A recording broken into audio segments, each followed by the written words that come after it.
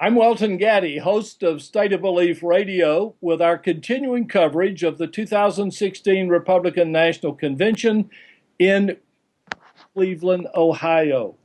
It's Tuesday, July 19th, and I'm joined by Greg Lebel, a veteran of national electoral politics and an invaluable resource for our coverage. Okay, Greg, was the Melania speech kerfuffle anything to talk about, or should we just move on from that? I think what's more important is what happened after the speech than the speech itself.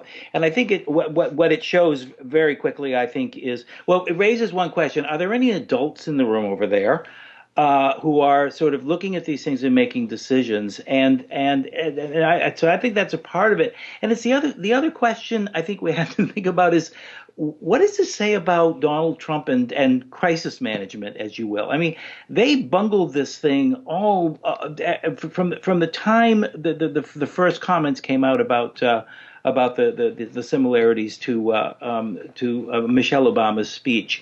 It's just this is just more of that same kind of doubling down, not responding, refusing to just move on beyond something. They could have put this to bed early. It's all anyone's been talking about today, and that's their own fault. So those are the two things that strike me. It's really their handling of it rather than the speech itself.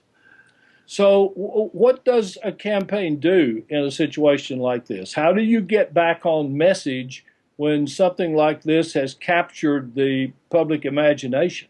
You essentially say, "Oops, yeah, somebody messed up here. Somebody gets fired or transferred to another job, and you move on." But that's not what they've done. You've got to put this stuff behind you. This is not what they wanted everybody talking about the morning after the first night of their convention. And it's been not only morning but afternoon and to some extent evening. You get it behind you. What did you hear? And you've got lots of material to draw from. What did you hear from the convention stage today that particularly caught your attention? Hillary's a liar. Uh, Well, it, that's I've heard that over and over and yeah, over, and I've heard how much they hate Hillary. yeah. I haven't heard much about policy program positives that they're going to bring to this nation. No, we haven't. This was Make America Work Again. I didn't hear any economic discussion of economics about jobs. None of that. There was no plan. There was nothing. There was nothing there. And frankly, it's almost like last night. I think these themes don't seem to really mean anything. So the question is, why are they there? Are they bungling it, or did they just make up these themes and had no intention of having any sort of connection? Because that's not what we heard tonight. I think I guess the couple of the speeches that stood out were, I think that Chris Christie's speech stood out. It was sort of a cheap trick that you often see at conventions, the sort of call and response thing. But it was all about Hillary Clinton, and it was certainly not about jobs or the economy or anything. The other one, and I think they're probably the high points of the night, were the two Trump kids, Tiffany and Donald Jr. They did what Melania Trump should have done last night in terms of smoothing some of the edges on the candidate, but again, nothing that had anything to do with the theme.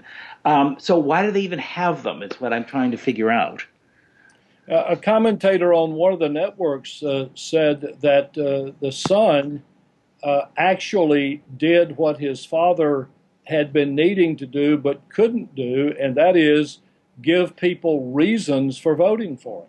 I think that's true. I think that's the closest they've come that anyone has come to that. And it seems that they continue to see themselves as having to focus on the negatives of Hillary Clinton, which suggests that no one can figure out what the positives are to say about their candidate. And the other question is, when are they going to start trying to broaden the base?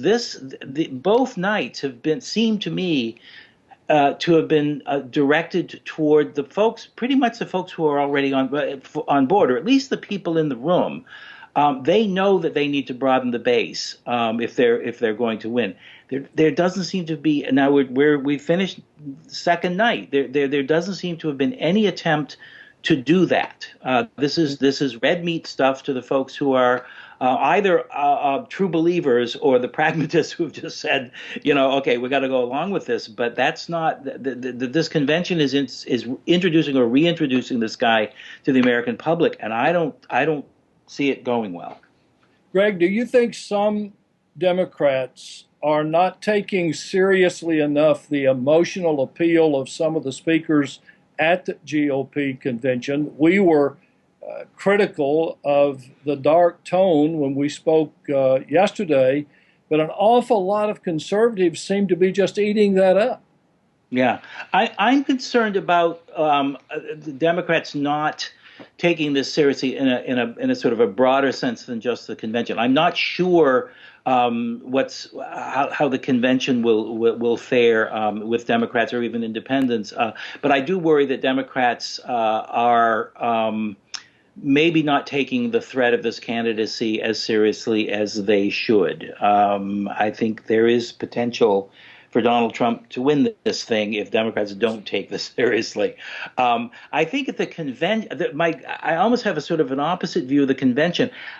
You hear the same thing so many times over and over again. I wonder if viewers at home are literally or figuratively turning it off. I mean, how many times can you say Hillary Clinton is a liar and the great chant for tonight, lock her up, lock her up. I wonder how that's, we won't know for a little bit yet in terms of bump and polling and so on, but I wonder how that's playing in the living rooms across the United States. It may not play all that well. I'm wondering how it's playing with Paul Ryan and Mitch McConnell. Can you imagine how they felt tonight speaking to the convention?